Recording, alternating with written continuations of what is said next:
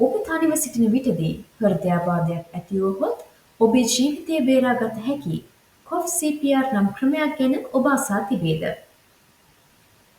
හෘදය පොම්ප කිරීම නැවතූ විට ශක්තිමත් කැස්සක් මගින් හෘදය සම්පීඩනය කර නැවත එහි ක්‍රියාකාරීත්වය ලබාගත හැකි බව මිහි පිටුපස ඇති න්‍යායයි.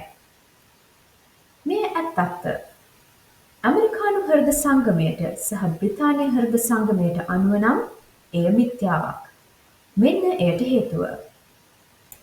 හෘදයාබාධයක් යනු රුධිරය කැටගැසීමකින් ඔබේ හදවතට රුධිර සැපයුම අඩාල වීමයි. හෘදයාබාධයකින් පසු හෘදයේ පොම්ප කිරීමේ හැකියාව නැතිවීම හෙවත් කාඩියක් ඇරෙස්ට් තත්ත්වයට පත්විය හැකියි. කාඩියක් ඇරෙස්ට් යනු ඔබේ හදවත ඔබේ ශරීරයට රුධිරය පොම්ප කිරීම නතර කිරීමයි. මෙහිදී ඔබ සිහිසුන් වන අතර වහාම නිසි හෘද පුනර්ජීවන ක්‍රමයක් හෙවත් CPR ක්‍රමයක් නොමැති වුවහොත් ඔබ මිය යනු ඇත. එබැවින් ඔබ පපුවේ වේදනාවෙන් පෙළෙන නමුත් තවමත් සිහි කල්පනාවෙන් සිටී නම් ඔබ කාඩියක් ඇරෙස්ට් තත්ත්වයේ නොමැත. එම නිසා ඔබට කොෆ් CPR අවශ්‍ය නොවේ. මෙවන් අවස්ථාවක කොෆ් CPR වෙත අවධානය යොමු කිරීම මගින් ඔබේ ප්‍රතිකාරය ප්‍රමාද විය හැක.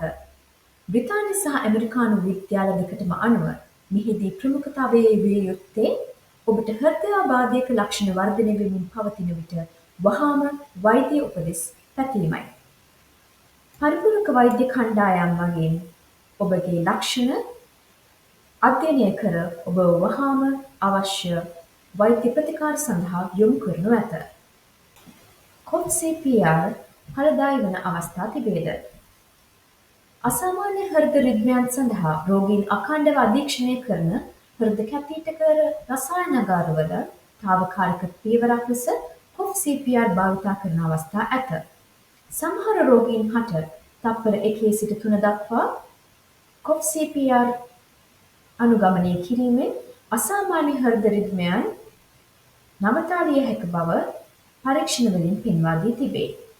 එනමුත් රෝහලෙන් පිටත කොෆ් CPR සඳහා කිසිදු තැනක් නොමැත.